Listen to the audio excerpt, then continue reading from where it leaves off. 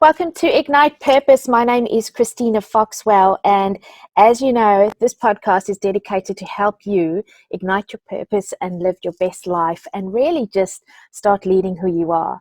And I have got a guest that I've invited back on our show, Jill Stoddard. Now, Jill is the author of Be Mighty and another book and I'll get Jill to talk about that, but Be Mighty is one of the books we recommend in our practice, because if you're going to lead yourself, you need to know how to work through some of the things that you're struggling with. So Jill, would you like to say hi to our audience?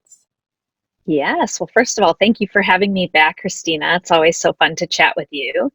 And hello to all of your listeners. I'm happy to be here. Hello. So Jill, don't you want to just tell everyone a little bit about you before we get going? Who are you? Sure. Where do you work? Where do you come from? Yeah, sure. So I'm a clinical psychologist and I live in California, Southern California, San Diego, to be specific, in the United States. And so as a psychologist, I wear a number of different hats. I'm a therapist, of course. That's sort of the obvious one people think of. And then, as you mentioned, I'm a book author. And then I also do a lot of, teaching and training and kind of doing webinars and workshops, all of which has one overarching purpose, which is to help spread acceptance and commitment therapy to as many people as I possibly can. And I almost forgot, I'm also a podcast host, a co-host of the Psychologists Off the Clock podcast. And that too, most of the guests that we have on to interview are often folks who practice ACT or kind of ACT consistent principles and things like that. So ACT is a type of therapy that's evidence-based, supported by research that I have been practicing in my own life for 20 years and credit it for having a really big, bold, beautiful life, not a pain-free life, but a life where I really feel alive. And so I've sort of made it my mission to try to share it with as many other people as I can. So I'm happy we'll get to talk a little bit about it today. I love it. When I was referred to you by Robert Fullerton and I listened to your podcast, I was like, oh, wow. And then I downloaded the book and I was like, oh, yes. And then we connected and I was so thrilled to have you on our podcast show. So please, we will put the link to Jill's previous conversation with me in this one so that you can actually just check out our conversation where we talk about metaphors and acceptance. Acceptance isn't easy, is it? Oh, goodness, no. It is certainly not easy. It's one of the hardest things to learn. And I think it's also something we're never done with. It's not something you learn and then are sort of like brush your hands, you're done. It's something we have to return to again and again and again and again each time we feel discomfort. I call it my shame bag that I no longer carry, yet know it's there. And I might pick it up every now and again. And my husband is gorgeous, Jill. He goes, Tina, put that bag down. And I go, oh, God, have I picked it up again? I love it. You have a shared metaphor. That's the beauty of metaphors. They give you a common language. It's a common language. And we know what we're talking about. And we know that it gets between us and it gets between living our best life. Now, I wanted you to talk to me today about values and the importance of being able to connect with our values and why it matters. Can you talk to me about why it's so important, Jill, and what you found and how it comes to life? Yeah, of course. Well, I think maybe we can define them first, like what values are and what they are not. So, values, really simply put, the way I talk about it in the book is that values are the me you want to be. And so, this is what are the things that you want to be doing or not doing in your life? And more importantly, how do you want to be doing them? So like, who is the person that wants to show up?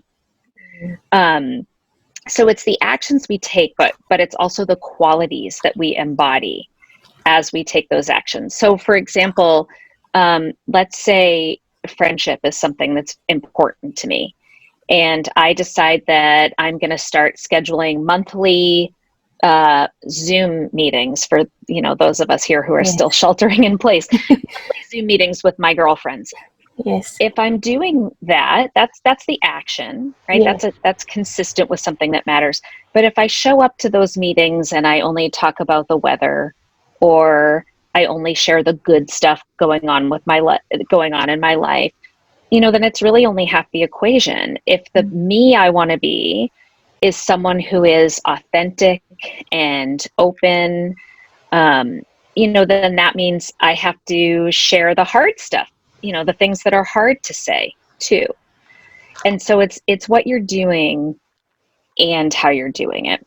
What values are not, a couple things. So first of all, they're not feelings. So we can't say I value being calm, because good luck, you're setting yourself up for failure, because we don't really get to control our feelings as much as we wish we could or think we can.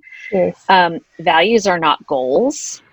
So, a goal is something that it's an outcome. It's something that has an end point. So I might have a goal of setting up these Zoom meetings, right? You can check it off your to-do list, when it's done. But the value is more about those qualities that you embody when you do it. And so they're related, but they're different. And then they're also not how you want other people to treat you. So you might say like, oh, well, I value respect. Like I value being respected. So you can value giving others respect, but whether people respect you or not is completely up to them. So you can choose to act in ways that make it more likely that you get someone's respect. But at the end of the day, that's really up to them. Oh. So there are things that it has to be something that you can actually have a say over, which is really at the end of the day, just how you move your hands and your feet and your mouth.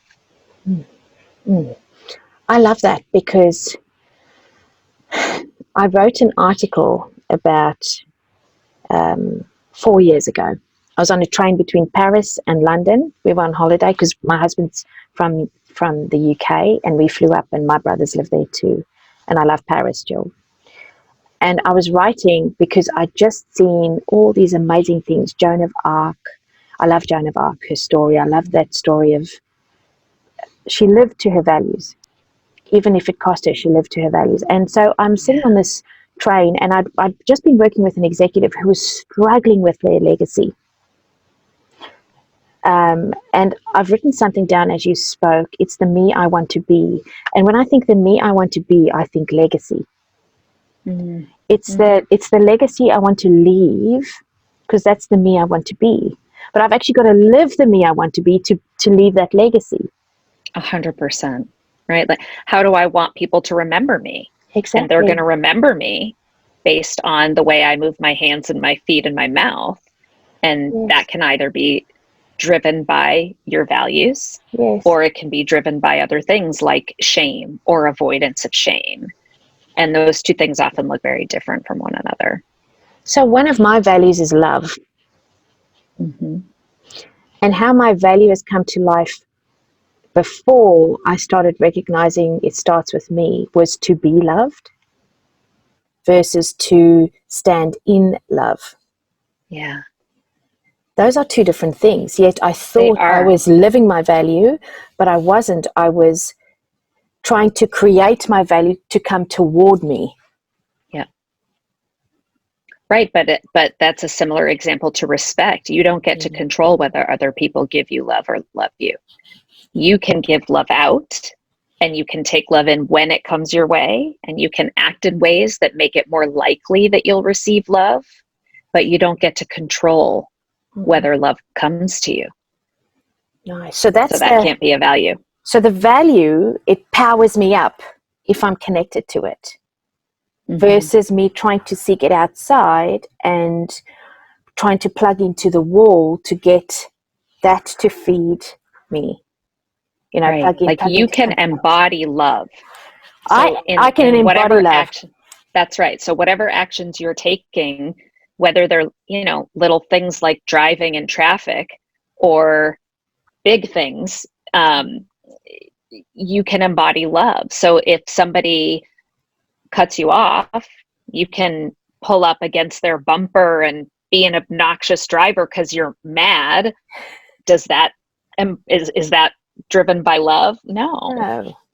Right? So you can choose how you want to be, even in these small moments, in ways that reflect that human that you want to be. And I think you're right that goes a long way toward legacy when you do that consistently in the different roles that you play in the areas of your life.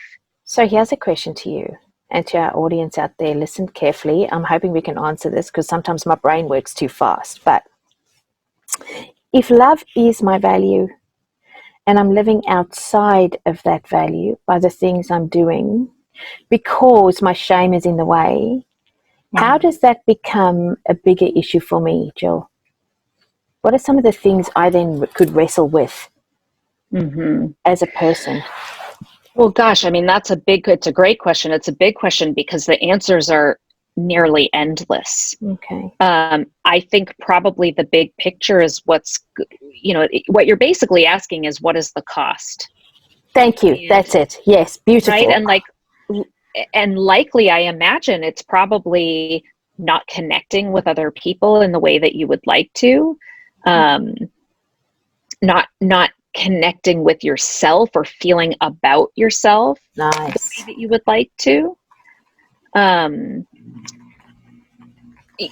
think overall, essentially what you're talking about is avoidance. So like whatever the emotion is, whether it's shame or fear or anxiety or anger, when emotions show up that we don't like, that we're uncomfortable with, we often will react on autopilot and do whatever it takes to move away from that discomfort. And that's not always a bad thing.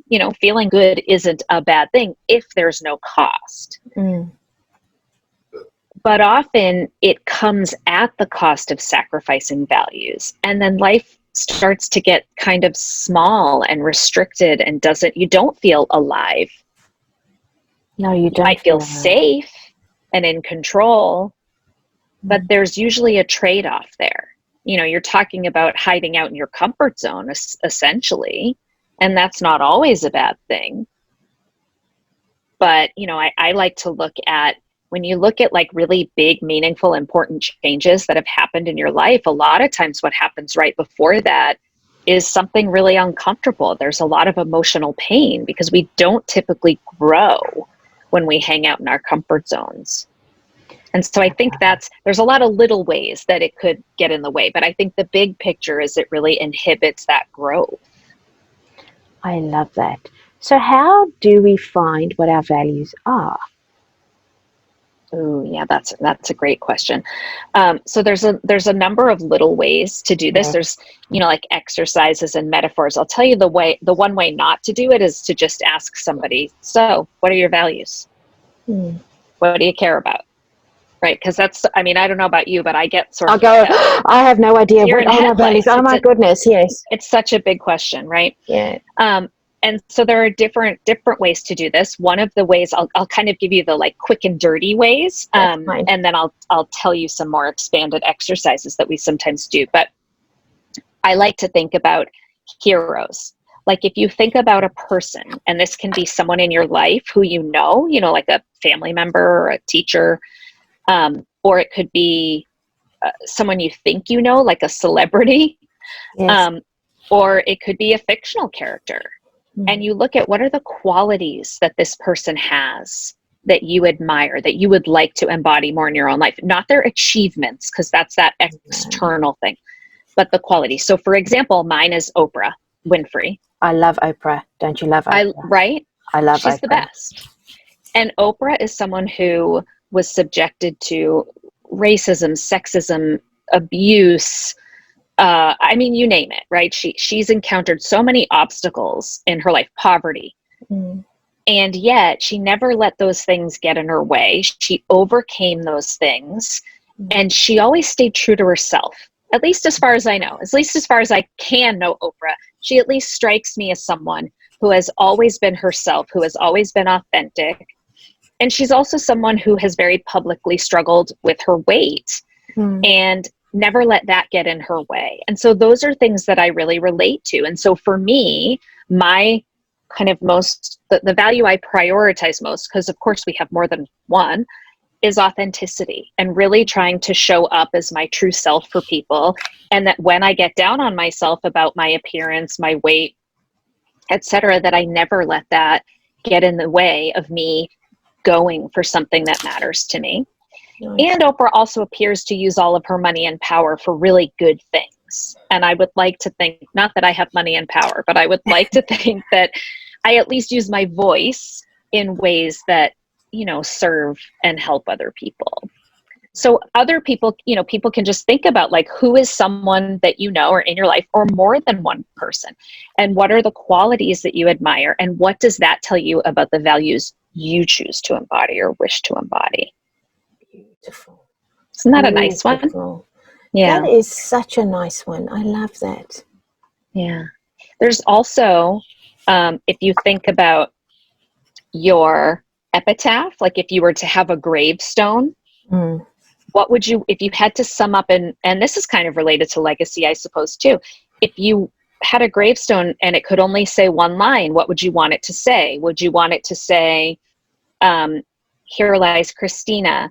She was really good at letting her shame dictate all of her choices, even though it meant living a small life. Or would you want it to say, here lies Christina. Even when her shame bag was at its heaviest, she never stopped walking forward in the direction of the things that mattered to her. Yep, that's the one.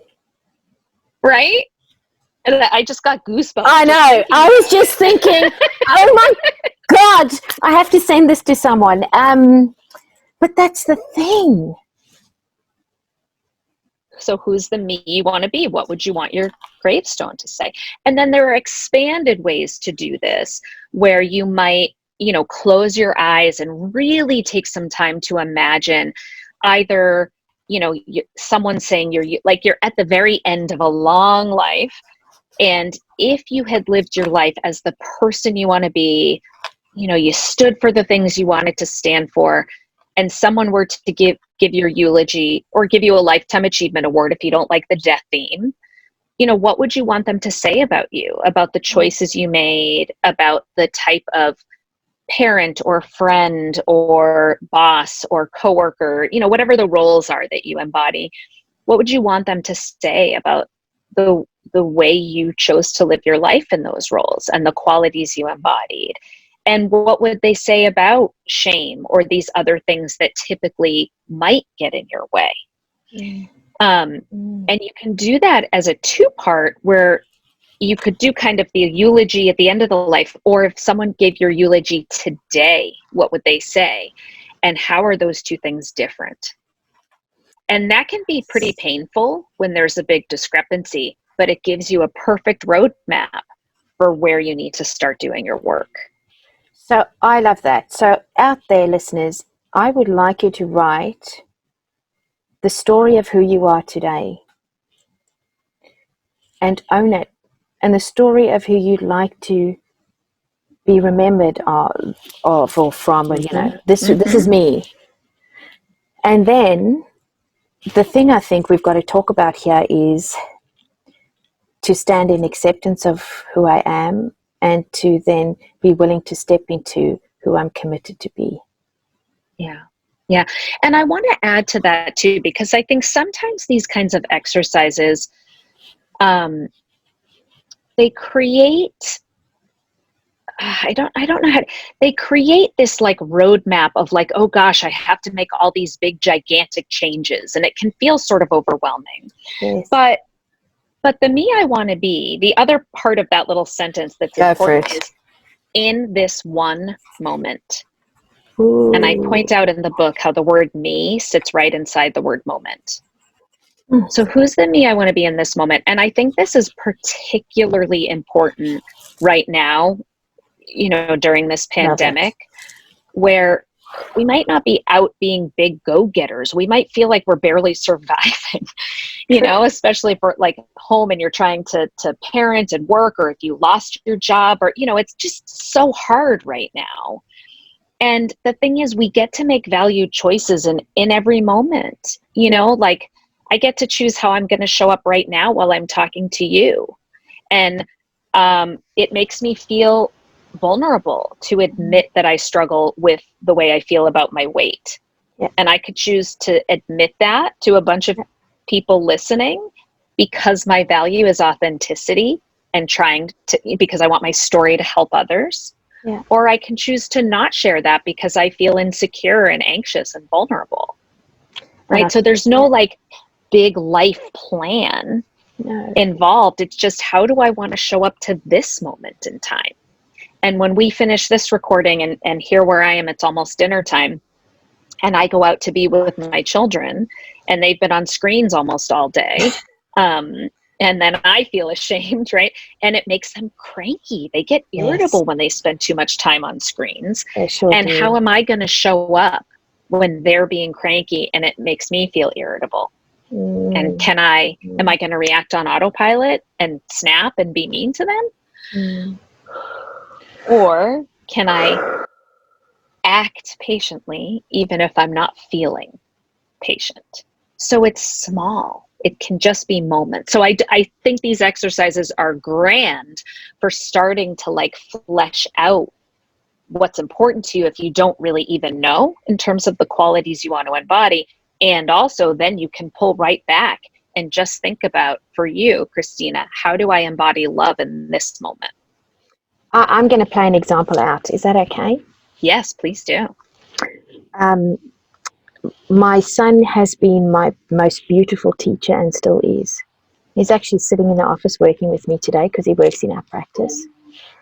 And he's waving his hand, so everybody out there, he's with us on the recording. And I had to take him to the doctor for something, and I was feeling anxious. I was running between meetings. And he's a very clear human. So he'll say to me what he's feeling, and he will push. And we're very similar. So when he pushes, I tend to push back. And as we were driving, he was explaining to me how he feels. Now his voice has dropped, so he's got a deep baritone voice. And that makes me anxious when he speaks really fast with a deep baritone voice. I don't know why. It's just something that goes off for me. And we're talking about the doctor. And I grabbed the steering wheel, and I knew I was going to go into the anxious fight, flight, or freeze moment. I could feel it coming. And I grabbed the steering wheel, and I said to him, I looked at him, I said, I've got to go into love right now because I'm not in love, I'm in fear. I need to shift into love, so I'm just going to breathe. I know this is weird, but I want to shift into love. Let me just have a moment to choose. I love it. And I use that now. I use that because I know the best of me isn't that. And I've learned to live my whole life fighting like a shield maiden. My daughter made me watch Vikings the other day, so if anyone out there. And she said, oh, Mom, that's a shield maiden. I said, I do kind of like that term, which was a Viking warrior woman, shield maiden. I've been a shield maiden most of my life. Yet the authentic part of me is love, peace, connection. Being able to hear, standing next to others. And when I'm in my shield maiden mode, it's not about that. It's about fighting for me.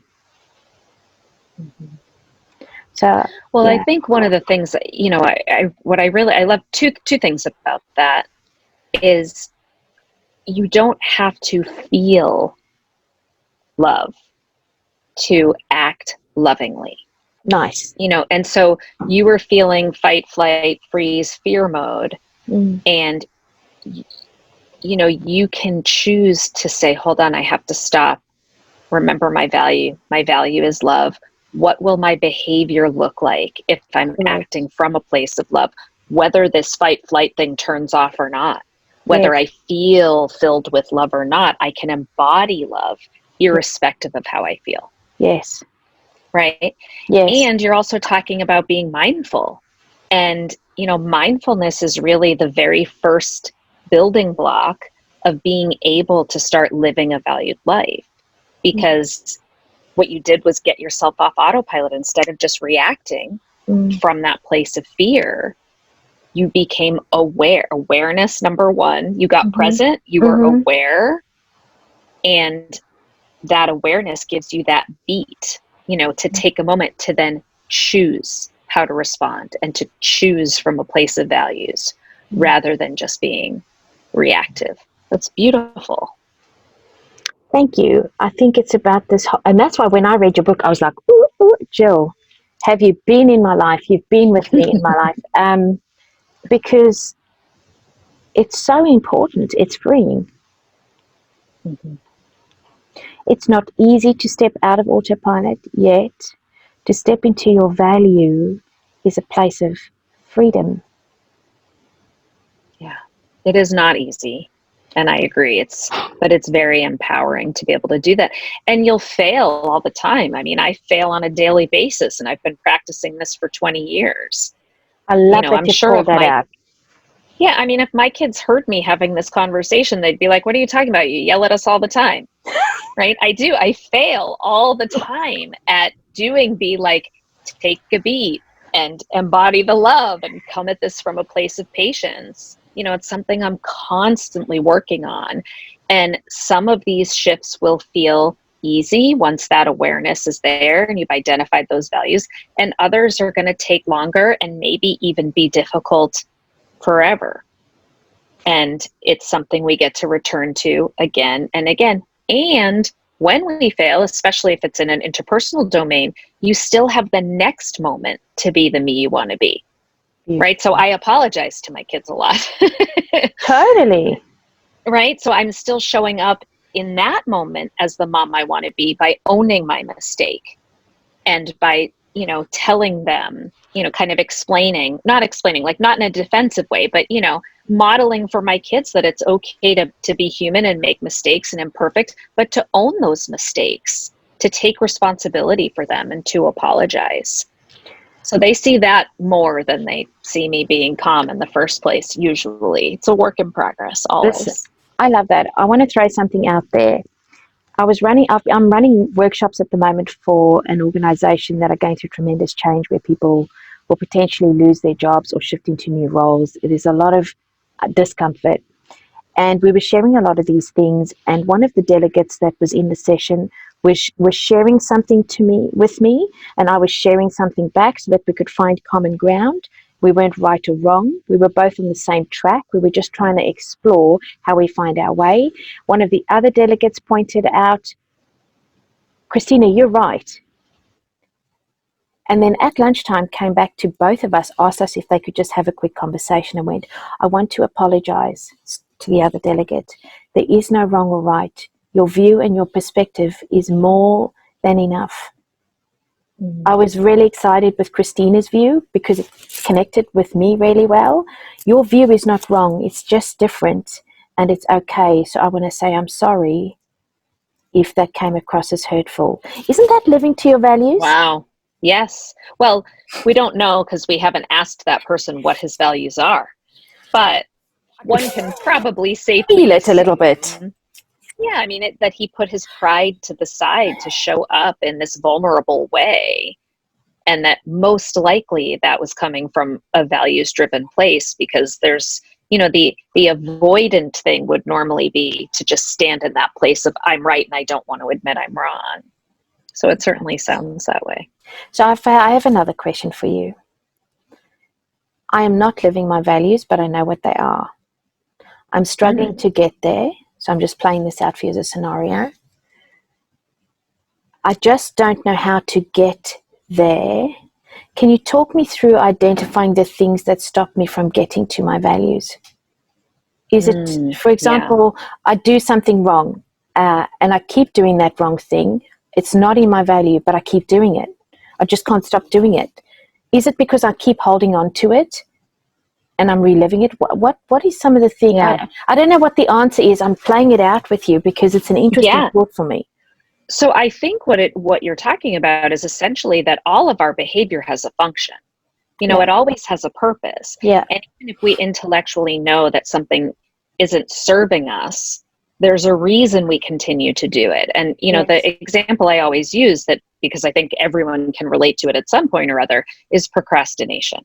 Because we all know intellectually that there's never anything good that comes out of procrastination. But in the moment, that we give ourselves permission to put off an aversive task, we get relief, right? It feels good to say, oh, forget it, I'll just do it tomorrow. And it's in that moment. And you can apply this to most behavior: smoking, drinking, eating, avoidance of all sorts of different things. In the moment we give ourselves permission to engage in that behavior, we get something out of it. There's some sort of relief, comfort zone, avoidance of negative feeling, comfort zone. It's comfort zone. And, but then of course, so that's the short-term gain. But then of course there's a long-term cost. Like tomorrow I now have the same amount of work to do, but less time to do it because I didn't do it yesterday, right? That's the cost of procrastination.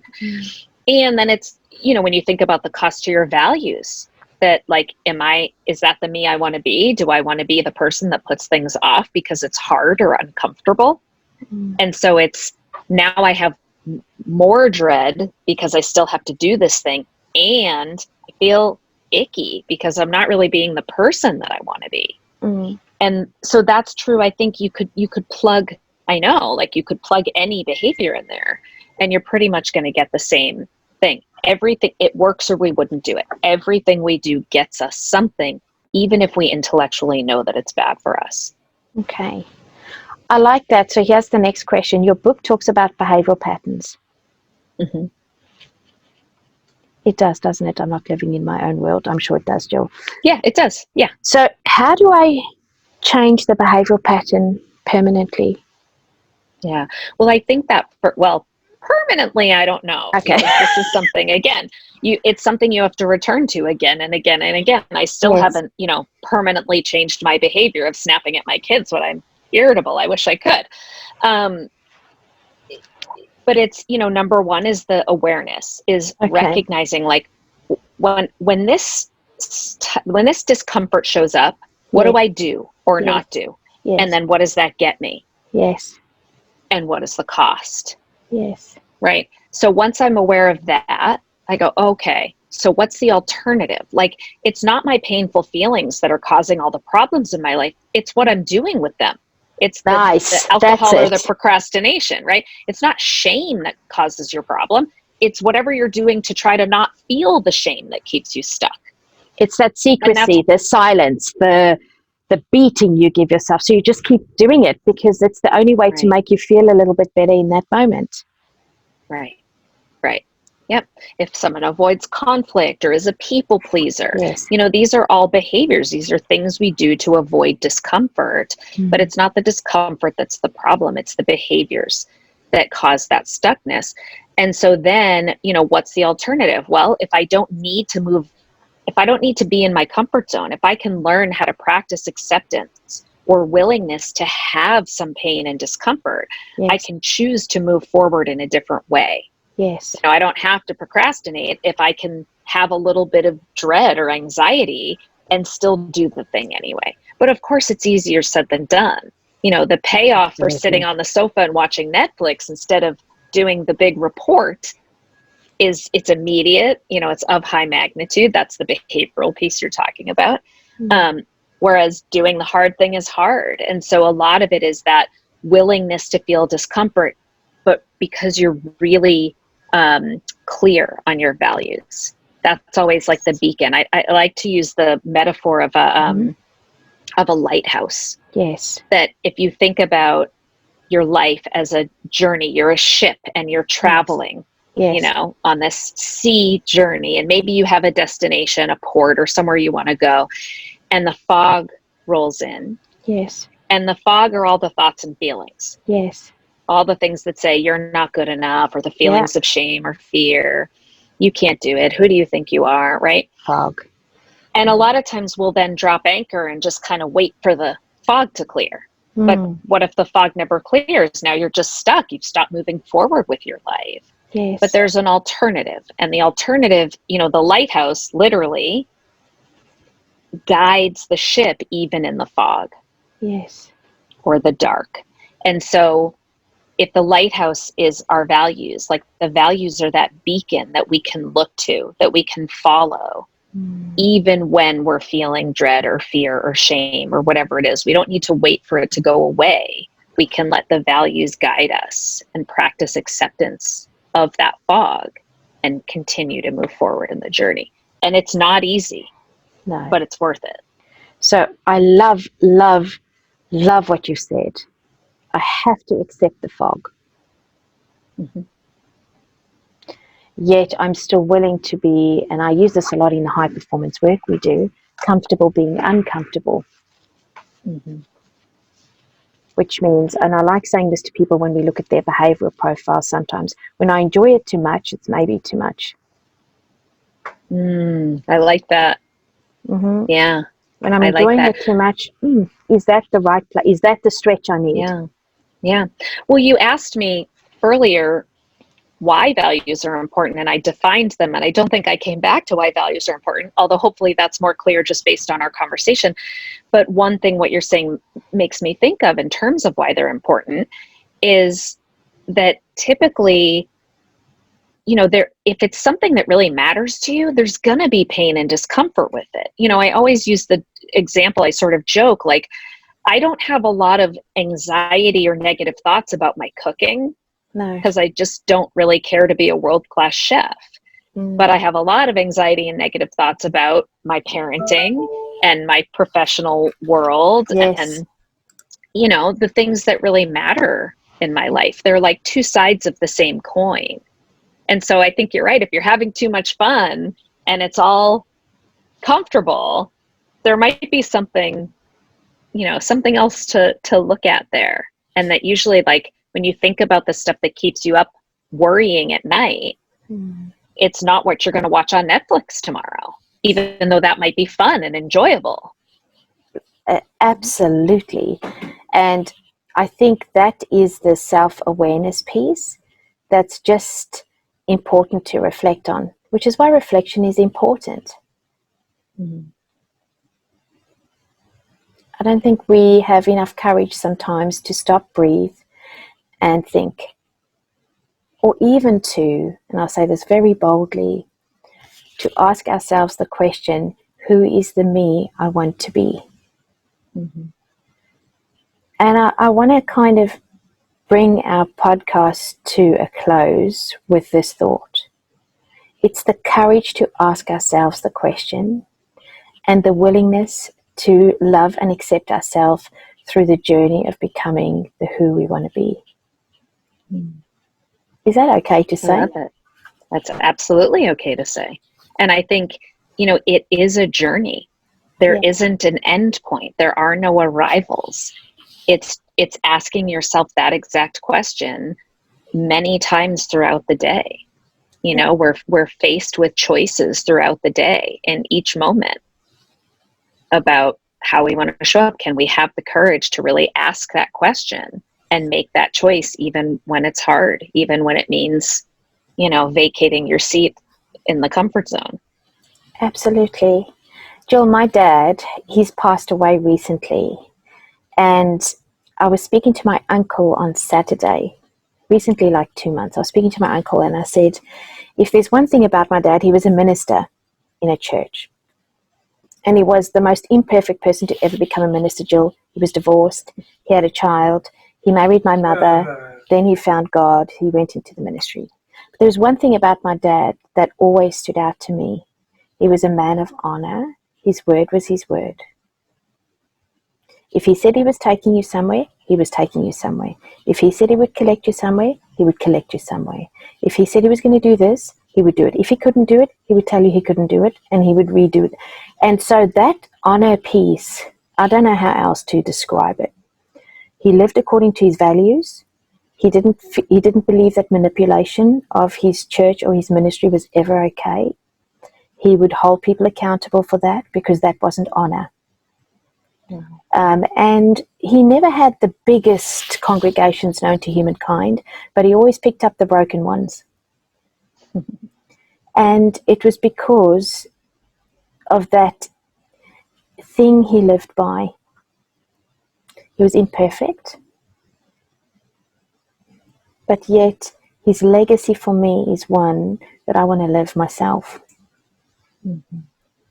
Yeah, he sounds like a perfect hero to think about in terms of the the qualities that he chose to embody that made him a special guy. He was a special guy. Yeah. And maybe we all have our own form of special, right? Mm-hmm. And just as you were thinking about who is the me I want to be, that kept coming up for me. And in this moment, I think is the most important thing, because right now is all I have. Yeah, that's right. I don't have yesterday, it's gone. Right. And that the answer to that question may change from one moment to the next. You know, there may be one moment where I want to be assertive and embody self-respect. Correct. And there may be a different moment where I want to embody tenderness and being gentle. Yes. You know, this is all context dependent. And so it's not that you're going to think about your eulogy and write down your values and now those are the values and they're rigid. And, you know, this is something that requires some level of like fluidity throughout the day and thoughtfulness. It's not just, okay, I have to be authentic in every single moment, but what does this moment call for? What's the top, priority of values in this moment? And that might be different in the next moment. So it's almost what does the best of me look like right now? Right. And can I choose to be that? Yeah.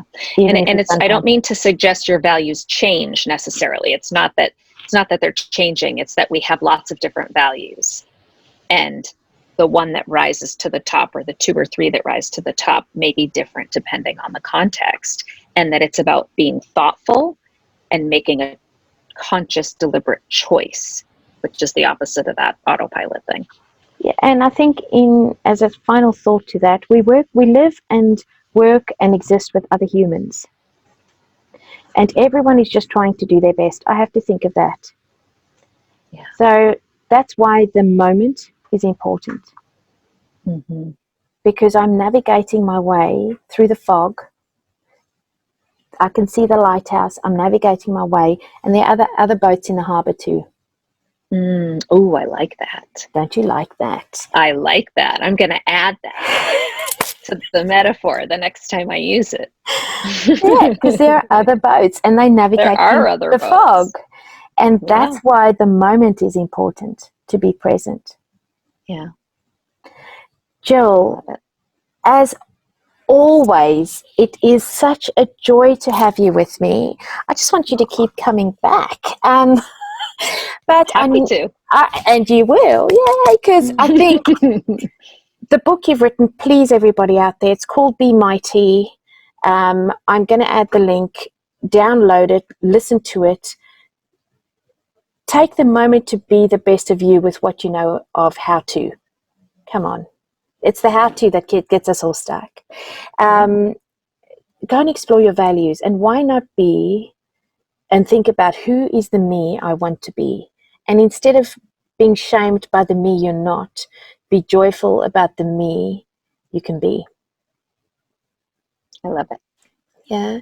Jill, thank you for being in our little conversation today. It's always a great pleasure. I want to hope that you and your family have a beautiful dinner. And thank you. And yes, all the listeners out there, every moment we have counts. And I just want to leave that with you. Jill and I have loved spending time with you. We will be back. I'm going to be interviewing Jill on our other podcast called Bounce with Jackie Arnold shortly. So please look out for that and stay connected and be inspired to ignite your purpose. This is Christina Foxwell. Have a fabulous day further and we will chat soon. Jill, do you want to say bye? Bye, everybody. Thank you for having me, Christina. This was fun. It's my great pleasure. Thank you, everyone, for listening. Take care. Bye.